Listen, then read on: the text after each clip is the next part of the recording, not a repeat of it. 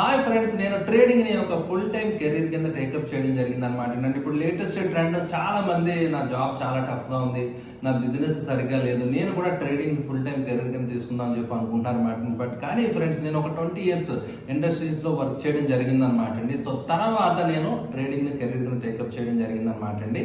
అయితే నా అనుభవం నేను మీకు చెప్పేది ఏంటంటే ఫ్రెండ్స్, ట్రేడింగ్ అనేది మీరు అనుకున్నంత ఈజీ ఖచ్చితంగా కాదనమాట. It's toughest profession.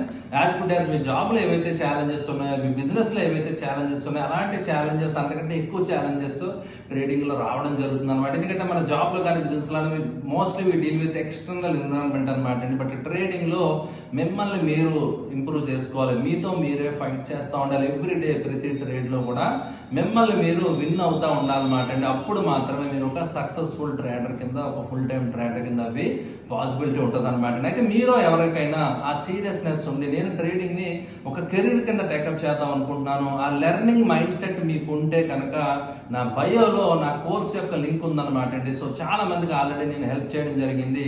సో చాలా మంది ట్రేడింగ్ని కొంతమంది ప్రొఫెషన్ లాగా తీసుకున్నారు, కొంతమంది పార్ట్ టైంగా తీసుకుని కూడా చేస్తున్నారు అన్నమాట అండి. మీకు కూడా ఇంట్రెస్ట్ ఉంటే బయోలో లింక్ తప్పకుండా చూడండి.